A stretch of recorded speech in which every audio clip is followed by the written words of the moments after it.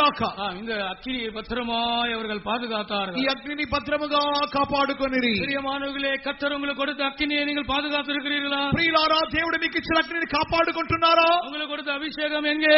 నీకు ఇచ్చిన అభిషేకం ఎక్కడా? உங்களுக்கு கொடுத்த జవాబి எங்கே? నీకు ఇచ్చిన ప్రార్థనాత్మ ఎక్కడా? உங்களுக்கு கொடுத்த நேச அன்பு எங்கே? నీకు ఇచ్చినటువంటి ఈశ్వ ఎక్కడా? உங்களுக்கு கொடுத்த பக்தி வைராக்கியம் எங்கே? నీకు ఇచ్చిన భక్తి ఆసక్తి ఎక్కడా? சபையே, நீங்கள் அந்த அக்கினியை பாதுகாத்து இருக்கிறீர்களா? సంగమా, అగ్నిని కాపాడుకుంటున్నారా? இல்லாவிட்டால் இந்த கடைசி கூட்டத்திலே அந்த அக்கினியை கர்த்தர் மறுபடியுமாய் அந்த சாலமோன் நாட்களிலே அணைந்து போன பிறகு சாலமோன் நாட்களிலே திரும்ப கொடுத்தது போல அவர் உங்களுக்கு கொடுப்பார். ఆ యొక్క దినములో, సొలొమోను యొక్క దినములో దేవుడు తిరిగి వారికి మరొకసారి అగ్ని ఇచ్చినట్లుగానే మరొకసారి అగ్నిని దేవుడు నూతనపరచును. கர்த்தருடைய பரிசுத்த நாமத்திற்கு மகிமை உண்டாவதாக. దేవుని పరిశుద్ధ నామానికి మహిమ కలుగును గాక. பிரியமானவர்களே, ஒரு போதகர் ஒரு விசுவாசியை சந்திக்க போனாராம். ఒక బోధకుడు ఒక విశ్వాసిని సంధించడానికి వెళ్ళాడట. அவர் கூட்டங்களுக்கு வருகிறது இல்லை, కూటానికి వచ్చుట లేదు. ரொம்ப நாள் ஆயிடுச்சு. அவர் கூட்டங்களுக்கு வந்து ரொம்ப நாள் ஆயிடுச்சு. కూటాలకు వచ్చి చాలా దినాలైంది. அவரை தேடி அந்த போதகர் போனார். అతన్ని వెతుకుచు బోధకుడు వెళ్ళాడు. நான் நினைக்கிறேன் இது ஒரு மேற்கத்திய நாடுகளில் நடந்த ஒரு சம்பவம். నేను అనుకుంటున్నాను అది పాశ్చాత్య దేశంలో జరిగిన సంభవం. குளிர் தேசமாக இருக்கிறபடினால், అది చలి ప్రదేశంగా ఉన్నందువలన பாஸ்டர் அங்கே போகும்போது அந்த விசுவாசி குளிர் காய்ந்து கொண்டிருந்தார். పాస్టర్ గారు అక్కడికి వెళ్తున్నప్పుడు అతడు చల్లని ప్రదేశం కావున చలి కాచుకొని వచ్చుండేను. விறகுகள் எல்லாம் வைத்து நெருப்பு வைத்து அந்த குளிருக்கு அவர் அந்த குளிர் காய்ந்து உட்கார்ந்திருந்தார். ఆ యొక్క చల్లని ప్రదేశంగా ఉన్నది వల్ల కట్టెలను పేర్చుకొని వాటికి మంట రాచేసి చలి కాచుకొని చుండెను. பாஸ்டரை பார்த்த உடனே விசுவாசி ஸ்தோத்திரம் பண்ணினார், அமர்ந்து விட்டார். పాస్టర్ గారిని చూసిన వెంటనే లేచి స్తోత్రం చేసి కూర్చున్నాడు. பாஸ்டர் வந்து அமைதியாக அமர்ந்து விட்டார். పాస్టర్ గారు కూడా మౌనంగా కూర్చున్నారు. ரொம்ப நேரம் இருவரும் ஒன்று பேசவில்லை. ఇద్దరు చాలాసేపు ఒకరికొకరు చూసి మాట్లాడుకోలేదు. మౌనమాகவே இருந்தார்கள். మౌనంగానే ఉండేది. அவர்கள் முன்பாக அக்கினி எரிந்து கொண்டிருந்தது. వారి మధ్యలో వారి ముందుగా అగ్ని మండుచుండెను. பாஸ்டர் என்ன செய்தார் தெரியுமா? పాస్టర్ గారు ఏం చేశారు తెలుసా? ஒவ்வொரு விறகாக எடுத்து வெளியிலே வைத்தார். ఒక్కొక్క కట్టెను తీసి బయట పెడుతున్నాడు. ஒவ்வொரு விறகாக எடுத்து வெளியே வைக்கிறார். ఒక్కొక్క కట్టెను అగ్నిలో నుండి బయటికి తీసి పక్కన పెడుతున్నాడు. முதல் விறகை வெளியே எடுத்து வைத்தோன்னே அந்த விறகு அணைந்து விட்டது. మొదటి కట్టె తీయగా అట్లా మంట కొద్దిగా ఆరేను. రెండవది విறகு வைத்த உடனே அந்த எரிந்து கொண்டிருந்த அக்னி அணைந்து விட்டது. రెండవ కట్టెను తీయగా వెలుగుచున్నటువంటి అగ్ని ఆరేను. இப்போ எல்லாம் எடுத்து விட்டார். అంతయు తీసేశాడు. அணைந்து விட்டது, ఆరిపోయింది. இப்பொழுது அந்த அக்னி நெருப்பு இல்லை. ఇప్పుడు ఆ అగ్ని నిప్పు జ్వాల లేదు. அந்த அக்னி ஜுவாலை இல்லை. అగ్ని జ్వాల లేదు. ஆண்டவருடைய நாமத்துக்கு மகிமை உண்டாகட்டும். దేవుని నామానికి మహిమ కలుగును గాక. சிறிது நேரம் கழித்து కొంచెం సేపు తర్వాత அந்த பாஸ்டர் என்ன செய்தார் தெரியுமா? పాస్టర్ ఏం చేశారు తెలుసా? ஒவ்வொரு கட்டையாக மறுபடியும் முன்பு இருந்த இடத்திலே வைத்தார். ఒక్కొక్క కట్టెను ముందున్న చోట ఉంచాడు. எல்லா కట్టెగளையும் இப்போ அங்க மறுபடியும் முன்பு இருந்த இடத்துல வைக்கப்பட்டிருக்கிறார். ముందున్న చోట తిరిగి కట్టెలన్నీ పేర్చాడు. நெருப்பு பிடித்தது. అక్కడ అగ్ని రగులుకొనేను. மறுபடியும் பற்றி எரிய ஆரம்பித்தது. తిరిగి రాజేయగానే రగులుకొనేను. விசுவாசி உடனே சொன்னாராம், பாஸ்டர் உங்க சைலண்ட் மெசேஜ் எனக்கு நன்றாக புரிகிறது என்று சொன்னார். వెంటనే విశ్వాసి అన్నాడట, పాస్టర్ గారు మీ మౌన సందేశం నాకు అర్థమైంది. அவர் వசனம் சொல்லவில்லை, ఆయన వాక్యం చెప్పలేదు, அவர் எதுவும் பேசவில்லை, ఏమీ మాట్లాడలేదు. ஆனால் அவருடைய மௌன பிரசங்கம் விசுவாசிக்கு விளங்கி விட்டது. ఆ యొక్క బోధకుని యొక్క మౌన ప్రసంగం విశ్వాసికి అర్థమైపోయింది. இனிமேல் நான் ஒழுங்காய் கூட்டங்களுக்கு வருகிறேன் என்று சொன்னார். ఇక మీదట కూటానికి నేను వస్తాను. இனிமேல் நான் ஜெபிக்கிறேன் என்று சொன்னார். ఇక మీదట నేను ప్రార్థిస్తాను. இனிமேல் நான் அக்கினியை పెట్టుకొల్వేன் என்று சொன்னார். ఇక మీదట అగ్నిని పొందుకుంటాను. கர்த்தருடைய நாமத்திற்கு மகிமை உண்டாகட்டும். దేవుని నామానికి మహిమ కలుగును గాక. பிரியமானவர்களே, நாம் அக்கினியை இழந்து போன சவுலின் நாட்களிலே நாம் இருக்கக்கூடாது. ప్రియులారా, అగ్నిని పొందలేనటువంటి సౌలు దినముల వలె మనం ఉండకూడదు. சவுலின் நாட்களிலே நீங்கள் காணப்படுவீர்களானால், அக்கினி இல்லாத ஒரு நிலவரத்தில் நீங்கள் காணப்படுவீர்களானால், கர்த்தர் உங்களுக்கு அக்கினியை தரும்படியாக விரும்புகிறார். సౌలు దినముల వంటి అగ్ని కనబడినటువంటి దినముల్లో మీరు ఉన్నట్లయితే దేవుడు మిమ్మల్ని మీకు అగ్నిగా కోరుచున్నాడు. దావీதை போல நீங்கள் அதற்காக ప్రయాసపట్టు கொண்டிருக்கிறீர்கள். ఒకవేళ దావీదు వలె మీరు దాని కొరకు అధికముగా ప్రయాసపడుచుండవచ్చును. உங்களுக்கு ஒரு அக்கினியை தருவார். మీకు ఒక అగ్ని ఇచ్చును. சாலமோனின் காலத்திலே, மோசேயின் காலத்திலே இருந்த அந்த அக்கினி மீண்டுமாக மறுபடியுமாக ஒரு முறை கூட வானத்திலே இருந்து அந்த பலிபீடத்தின் மேலே அக்கினி இறங்கியது. మోషే దినముల వంటి అగ్ని వలె సొలొమోను దినముల్లో కూడా మరి ఒకసారి బలిపీఠం మీద అగ్ని దిగను. கர்த்தருடைய நாமத்திற்கு மகிமை உண்டாகட்டும். దేవుని నామానికి మహిమ కలుగును గాక. சீயோனிலே அவர் நெருப்பை வைத்திருக்கிறார். சீயோனிலோ ఆయన నిప్పు అగ్నిని ఉంచుకొని ఉన్నాడు. இந்த అగ్ని ఆగి అభిషేకం நமக்குள்ள வரும்பொழுது ఈ అగ్ని అయిన అభిషేకం మనలోకి వచ్చినప్పుడు அடிமைத்தனத்தின் நுகங்கள் எல்லாம் அது முறிக்கிறது. దాస్యపు కాడిమురానులను విరగొట్టును. எல்லா அடிமைத்தனத்தின் நுகங்களை அது முறிக்கிறது. ప్రతి దాస్యపు కాడులను విరగొట్టును. ஒரு అభిషేகம் வரும்போது உங்கள் கட்டுகள் எல்லாம் அவிழ்க்கப்படுகிறது. ఒక్కొక్క అభిషేకం దిగినప్పుడు మీకు బంధకములు తెంపబడుచున్నవి. நீங்கள் பாவத்திற்கு அடிமையாக இருக்க மாட்டீர்கள். పాపానికి మీరు దాసులుగా ఉండరు. நீங்கள் மனிதனுக்கு அடிமையாக இருக்க மாட்டீர்கள். మీరు మనుషులకు దాసులుగా ఉండరు. நீங்கள் நியாய பிரமாணத்துக்கு அடிமையாக இருக்க மாட்டீர்கள். ధర్మశాస్త్రానికి దాసులుగా ఉండరు. நீங்கள் உலகத்தின் வழிபாடுகளுக்கு அடிமையாக இருக்க மாட்டீர்கள். లోకాచారములకు మీరు దాసులుగా ఉండరు. நீங்கள் ஆசை இச்சைகளுக்கு நீங்கள் அடிமையாக இருக்க மாட்டீர்கள். ఆశేచ్ఛలకు దాసులుగా ఉండరు. நீங்கள் பயத்திற்கு அடிமையாக இருக்க மாட்டீர்கள். భయమునకు దాసులుగా ఉండరు. நீங்கள் அடிமையாக இருக்கிற எந்த விஷயத்திலிருந்தும் ஆண்டவர் உங்களை விடுதலையாக்க வேண்டுமானால் உங்களுக்கு ஒரு அக்கினி அபிஷேகம் தேவை. మీరు బానిసలుగా ఉన్నటువంటి ఎట్టి కార్యమైనప్పటికీ బయటికి రావాలంటే అగ్ని అభిషేకం కావాలి. ஆம் பிரியமான இந்த அக்கினி உங்களை குணமாக்குகிறது. ఈ అగ్ని మిమ్మల్ని బాగు చేయును. உங்களை அது உயிர்ப்பிக்கிறது. మిమ్మల్ని జీవ చేయును. ஆண்டவருடைய நாமத்திற்கு மகிமை உண்டாகட்டும். దేవుని నామమునకు మహిమ కలుగును గాక. ஒருமுறை ஒரு கன்வென்ஷனில் ஒரு சாட்சியை நான் கேட்டேன். ఒకసారి ఒక కన్వెన్షన్ లో సాక్ష్యం విన్నాను. அந்த கன்வென்ஷனில் அந்த சாட்சி சொன்னவர் சொன்னார், ஒரு அந்த வியாதியிலே ஒரு கிருமி இருந்ததாக சொன்னார். ఆ యొక్క కన్వెన్షన్ లో సాక్ష్యం చెప్పిన వ్యక్తి చెప్పినాడు, తన యొక్క వ్యాధి భాగములో ఒక క్రిమి ఉండెను. மருந்து கொடுத்தாலும் డాక్టర్గளால் அதை அழிக்க முடியவில்லை. ఆ యొక్క క్రిములను మందులు ఇచ్చినప్పటికీ డాక్టర్లు అది బాగు చేయలేకపోయారు. வைரஸ் என்று சொல்லுகிறார்கள். అది వైరస్ అంటున్నాం. அந்த வைரஸை அழிப்பதற்காக எவ்வளவு ட்ரீட்மெண்ட் கொடுக்கிறார்கள், ஆனால் எல்லா மெடிசனும் ஃபெயிலியர் ஆகிறது. ఆ యొక్క వైరస్ ను చంపడానికి ఎన్నో మందులు ఇస్తున్నారు, అవన్నీ తప్పిపోతున్నాయి. திடீரென்று ஒரு కన్వెన్షన్కు வந்தார். ఉన్నట్టుండి ఒక కన్వెన్షన్ కు వచ్చాడు. எல்லாரும் ஜெபித்துக் கொண்டிருக்கிறார். అందరూ ప్రార్థిస్తూ ఉండేరి. அங்கே பரிசுத்தவான் கூட்டத்தை நடத்தி கொண்டிருக்கிறார். ఒక పరిశుద్ధుడు యొక్క కూటాన్ని జరిపిస్తుండేను. அபிஷேகம் அக்கினி எல்லார் மேலே இறங்கி கொண்டிருக்கிறார். అభిషేక అగ్ని అందరి మీద దిగుచుండేను. இவர் மேல அந்த அக்கினி இறங்கியது. ఇతని మీద కూడా ఒక అగ్ని దిగను. அந்த வைரஸ் சாம்பலாய் விட்டது. ఆ యొక్క వైరస్ బూడిదగా మారెను. மருந்து அழிக்க முடியாத வைரஸை అగ్ని అభిషేకం అడిచివిடும். మందులు నిర్మూలం చేయని వైరస్ ను అగ్ని అభిషేకం కాల్చివేయును. எத்தனை பேர் அந்த அக்கினியை விசுவாசிக்கிறீர்கள்? ఎంతమంది అగ్నిని విశ్వసిస్తున్నారు? எத்தனை பேர் அந்த அக்கினி வேண்டும் என்று விரும்புகிறீர்கள்? అగ్ని ఎంతమంది కావాలని కోరుతున్నారు? உங்கள் కరంகளை ఉయర్తి కాட்டுங்கள். చూపండి. இந்த கூட்டத்திலே, ఈ కూటములో, இந்த கூட்டத்திலே, ఈ కూటములో எனக்கு ஒரு அக்கினி வேண்டும். నాకు అగ్ని కావాలి. எனக்குள்ள இருக்கிற அந்த வைரஸ் சாம்பலாக வேண்டும். నాలోని వైరస్ బూడిదగా మారాలి. உனக்கு ஆரோக்கியத்தை அவர் தருகிறார். ఆరోగ్యమును ఆయన ఇచ్చుచున్నాడు. உனக்கு சுகத்தை அவர் தருகிறார். నీకు స్వస్థత ఇచ్చుచున్నాడు. அந்த அக்கினி உன்மேல் இறங்குகிறது. నీ మీద దిగుచున్నది. நீங்கள் விசுவாசித்தால் சுகத்தை பெற்றுக் கொள்கிறீர்கள். విశ్వసించినట్లయితే స్వస్థత పొందుదురు.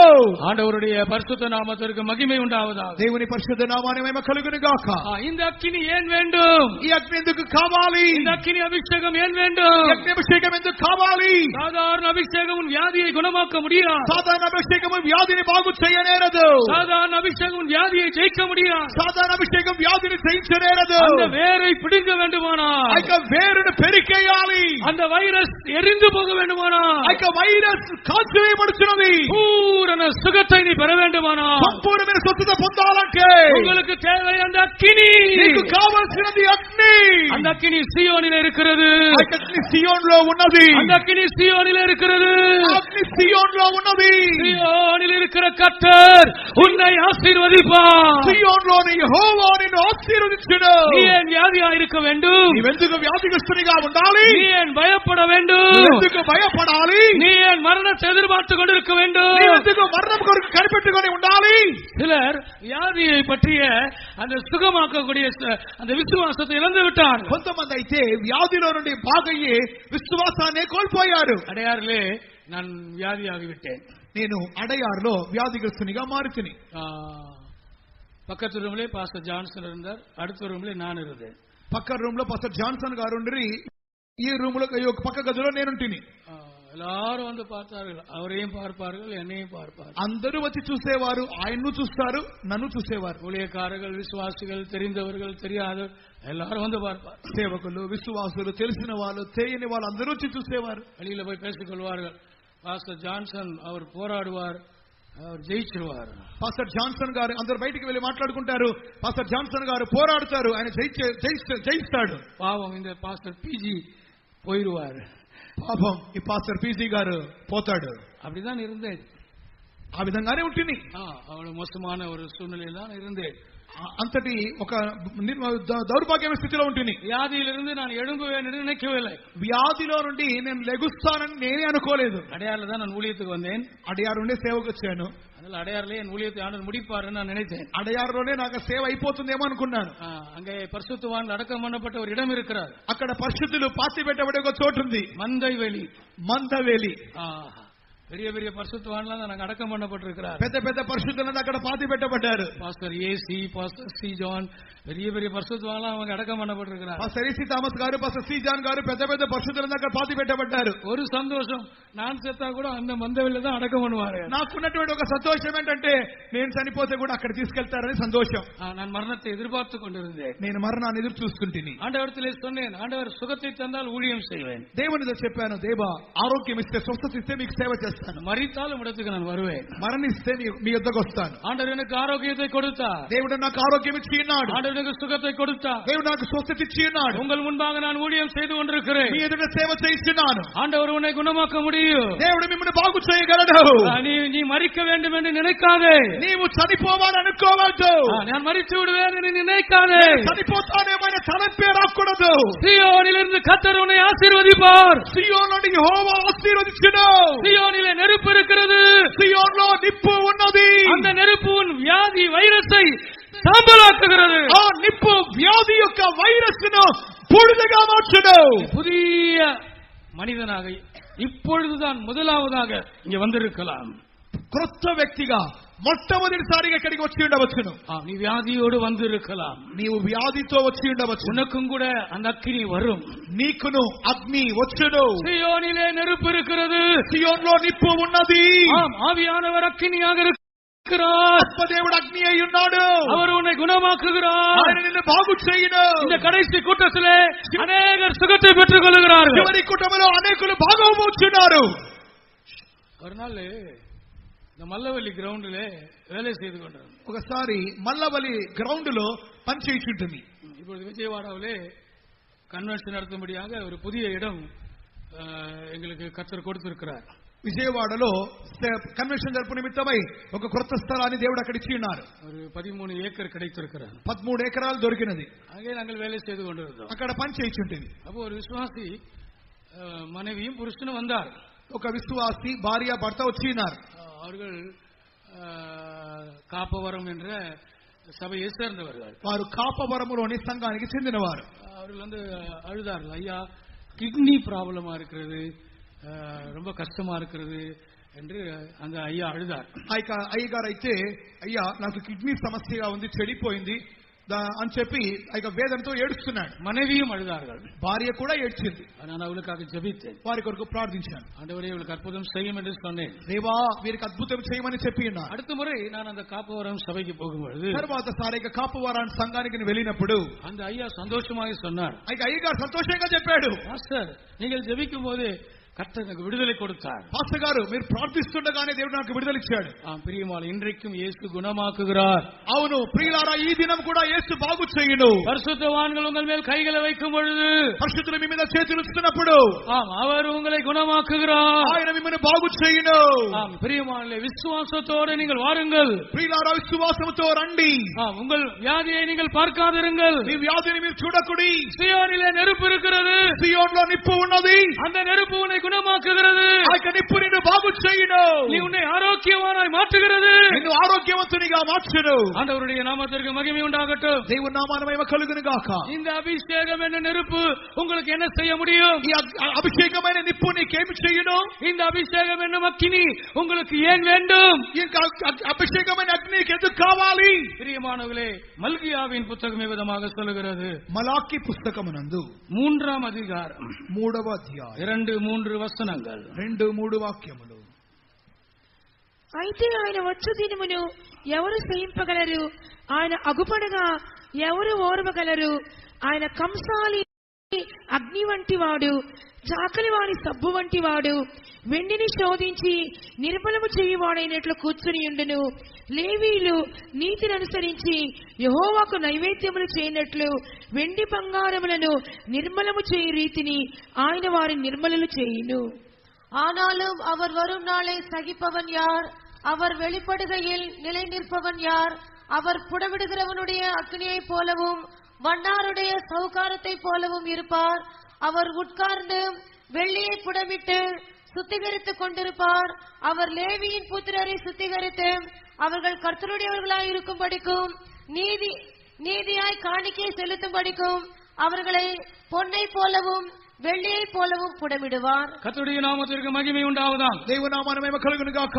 இங்கே சொல்லப்பட்டிருக்கிறது, புடமிடுகிறவனுடைய అగ్నిயை போல அவர் இருக்கிறார். శోధించువన్నటువంటి అగ్నిగా ఆయన కనపడుచున్నాడు. వెల్లిயை புடமிடுகிற అగ్నిயை போல அவர் இருக்கிறார். ఆయన కంసాలి వంటి అగ్నివాడిగాను వెండిని శోధించే అగ్నిగా కనపడుచున్నాడు. பொன்னை புடமிடுகிற అగ్నిயை போல அவர் இருக்கிறார். బంగారమును నిర్మలం చేయ అగ్నిగా కనపడుచున్నాడు. ஆண்டவருடைய நாமத்திற்கு மகிமை உண்டாகட்டும். దేవుని నామానికి మహిమ కలుగును గాక. பொன்னை போலவும் வெள்ளியை போலவும் அந்த అగ్ని அவர்களை புடமிடுகிறது. వెండి బంగారముల వలె అగ్ని వారిని నిర్మలములకు చేయును.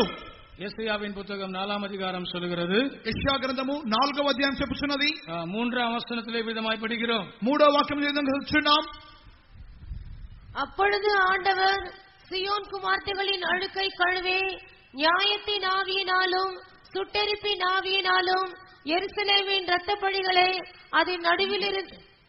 அதன் நடுவிலிருந்து நீக்கிவிடும் போது తీర్పు తీర్చు ఆత్మల వలనను దయించు ఆత్మ వలనను ప్రభువు సియోను కుమార్తెలకున్న కల్మషమును కడిగివేయినప్పుడు యెరూషలేమునకు తగిలిన రక్తమును దాని మధ్య నుండి తీసివేసి దాని శుద్ధి చేయినప్పుడు சுட்டெரிப்பின் ஆவியினாலே அவர்களை அவர் சுத்திகரிக்கிறார். 4వ వాక్యంలో దహించు ఆత్మ వల్ల దేవుడు వారిని శుద్ధీకరించును. கர்த்தருடைய பரிசுத்த நாமத்திற்கு மகிமை உண்டாகட்டும். దేవునికి పరిశుద్ధ నామము కలుగును గాక. சீயோன் குமாரத்தின் அழுக்கை அவர் கழுவுகிறார். సియోను కుమార్తె అపవిత్రత తొలగించును. சுட்டெரிப்பின் ஆவியினால் அதை நடுவிலிருந்து நீக்குகிறார். దహించు ఆత్మ మూలముగా దాని మధ్యలోని తొలగించును. ஆம், సియోనిலிருந்து கர்த்தர் உங்களை ஆசீர்வதிப்பார். సియోనులో నుండి యెహోవా ఆశీర్వదించును. సియోనిலே நெருப்பு இருக்கிறது. సియోనులో నిప్పు ఉన్నది. இந்த அக்கினி உன் கரை திரைகளை மாற்றுகிறது. ఈ యొక్క இந்த நெருப்பு உன் கரை திரைகளை மாற்றுகிறது. ఈ నిప్పు నీ కల్మషమును డాగులు తీసివేయును.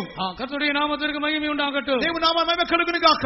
பிரியமானவர்களே, நீங்கள் சுத்திகரிக்கப்படுகிறீர்கள். ప్రియులారా మీరు శుద్ధీకరింపబడుదురు. நீங்கள் பரிசுத்தமாக்கப்படுகிறீர்கள். మీరు పరిశుద్ధపరచబడుదురు. நீங்கள் இயேசுவை போல மாற்றப்படுகிறீர்கள். యేసు వలె మార్చబడుదురు. ஆம், சியோனிலிருந்து அந்த அக்கினியை இந்த கூட்டத்திலே கர்த்தர் நமக்கு தரப்போகிறார். సియోను నుండి అగ్ని కూటములో దేవుడు మనకు దయచేయబోతున్నాడు. ஆண்டவருடைய நாமத்திற்கு மகிமை உண்டாவதாக. దేవుని నామమున మహిమ కలుగును గాక. இரண்டாவதாக இந்த அக்கினியை நான் ஜெபாவி என்று சொன்னேன். రెండవదిగా ఈ అగ్నిని ప్రార్థనాత్మకంగా చెప్పినాను. பிரியமானவர்களே, ஜெப ஆவி என்னும் அக்கினியை நாம் பெற்றுக்கொள்வோமாக. ప్రార్థనాత్మని అగ్ని మనం పొందుకోవాలి.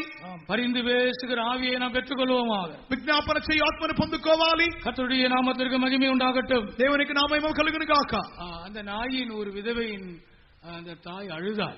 నాయిను ఊరి యొక్క విధవరాలు యొక్క తల్లి ఏడ్చినది. ஒரே மகனை அவள் இழந்தாள். ఒకే కుమారుని కోల్పోయింది. கர்த்தருடைய நாமத்திற்கு மகிமை உண்டாகட்டும். దేవుని నా మహిమ కలుగును గాక. சபைக்கு பல பெயர்கள் இருக்கிறது. సంఘానికి పలు పేర్లు కలదు. பிரியவாளே சபையை தாய் என்று சொல்லலாம். సంఘమును తల్లి అని చెప్పవచ్చును. சபையை வாலிபன் என்று சொல்லலாம். సంఘమును యవనస్తుడు అని చెప్పవచ్చును. தாயும் சபைதான், வாலிபனும் சபைதான். తల్లి సంఘమే, యవనస్తుడు సంఘమే. தாய் அழுது கொண்டிருக்கிற சபை, తల్లి ఏడుస్తూ ఉన్న సంఘం. வாலிபன் மரித்து போன சபை, యవనస్తుడనగా చనిపోయినటువంటి సంఘం. இந்த ரெண்டு பேரும் சபையில் இருக்கிறார்கள். ఇక ఇద్దరు సంఘములోనే ఉన్నారు. அழுது அழுது அழுது எழுப்புதலுக்காக, உயிர் மீட்சிக்காக அவர்கள் எழுது கொண்டிருக்கிற ஒரு கூட்டத்தார் இருக்கிறார்கள். ఏడుస్తూ ఏడుస్తూ ఒక జీవం కొరకు కనిపించినటువంటి గుంపు వారు ఉన్నారు. இன்னொரு கூட்டத்தார் அவர்கள் மரித்து போய்விட்டார்கள். ప్రాణభిక్ష కొరకు ఏడ్చిన వారు ఒకరు ఉన్నారు. వారు కొంత ఇంకొక పడితే మరణించిన వారు ఉన్నారు. நீங்கள் அழுது கொண்டிருக்கிற அந்த தாய் போல இருக்கிறீர்களா? మీరు ఏడుస్తున్న తల్లి వలె ఉన్నారా?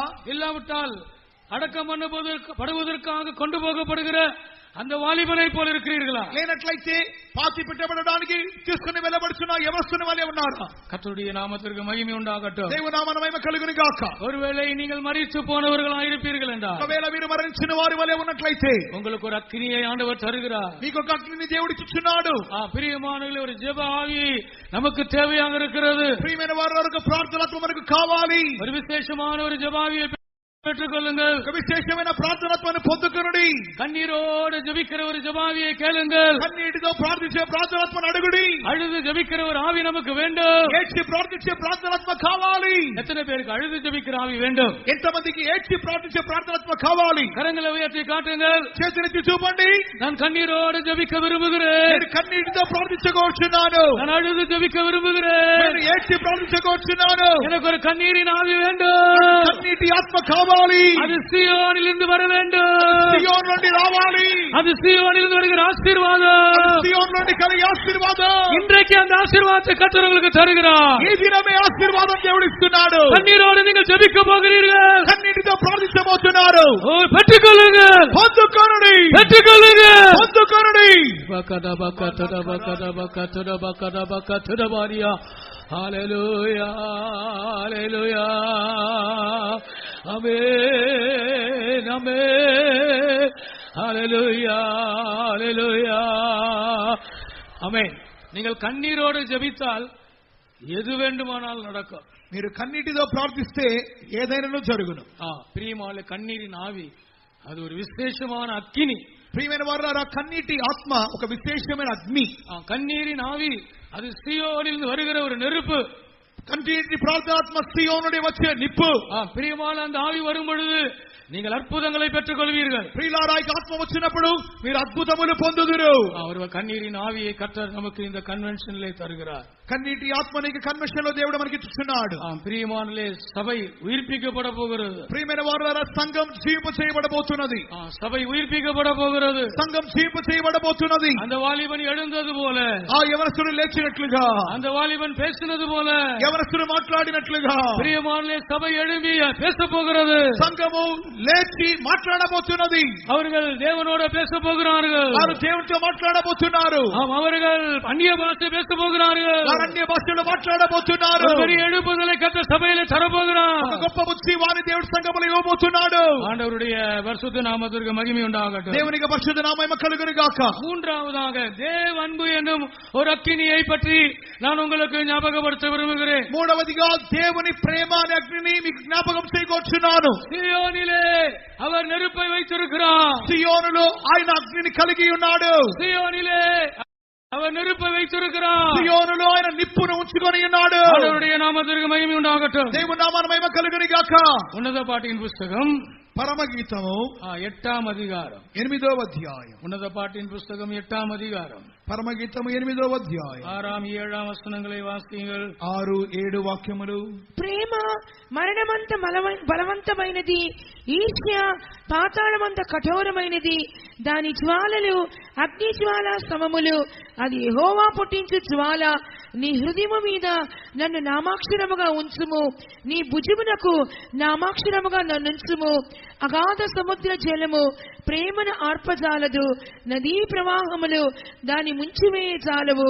ప్రేమకై ఒకడు తన స్వాస్థ్యమంతా ఇచ్చినను తిరస్కారముతో అతడు త్రోసివేయబడును. நீர் என்னை உமது இருதயத்தின் மேல் முத்திரை போலவும் உமது புயத்தின் மேல் முத்திரை போலவும் வைத்துக் கொள்ளும். நேச மரணத்தை போல் வலிது, நேச வைராக்கியம் பாதாளத்தை போல் கொடிதாயிருக்கிறது. அதன் தழல் அக்னி தழலும் அதன் ஜுவாலை கடும் ஜுவாலையுமாயிருக்கிறது. திரளான தண்ணீர்கள் நேசத்தை அவிக்க மாட்டாது, வெள்ளங்களும் அதை தணிக்க மாட்டாது. ஒருவன் தன் வீட்டில் உள்ள ஆஸ்திகளை எல்லாம் நேசத்துக்காக கொடுத்தாலும் அது முற்றிலும் அசட்டை பண்ணப்படும். இங்கே அன்பு ஒரு అగ్నికి ఒప్పిడబట్టు பேசப்படுது. ఇక్కడ ప్రేమ అగ్నికి పోల్చబడి చెప్పబడుచున్నది. அதன் தழல் அக்கினி தழலாக இருக்கிறது. దాని జ్వాలలు అగ్ని జ్వాల సమములు. அதன் ஜுவாலை கடும் ஜுவாலையா இருக்கிறது. అది యెహోవా పుట్టించు జ్వాల. திரளான தண்ணீர்கள் நேசத்தை அவிக்க மாட்டாது. విస్తార జలములు ప్రేమను ఆర్పజాలదు. வெள்ளங்கள் அதை தணிக்க மாட்டாது. నదీ ప్రవాహములు దాన్ని ముంచివేయజాలవు. ஒருவன் தன் வீட்டில் உள்ள ஆஸ்திகள் எல்லாம் நேசத்துக்காக கொடுத்தாலும் அது அசட்டை பண்ணப்படும். ప్రేమకై ఒకడు తన స్వాస్థ్యముతో ఇచ్చినను తిరస్కారముతో అతడు త్రోసివేయబడును. தேவ அன்பு ஒரு அக்கினியாக இருக்கிறது. దేవుని ప్రేమ ఒక అగ్ని అయి ఉన్నది. அது ஒவ்வொருவருக்குள்ளும் பற்றி எரிய வேண்டும். అది ఒక్కొక్కరిలో రగులుకొని మండాలి. பிரியமான சோதனைகளை ஜெயிக்க அந்த அக்கினி நமக்குள்ளே பற்றி எரிய வேண்டும். శోధనలు జయించు నిమిత్తమై అగ్ని మనలో రగులుకొని మండాలి.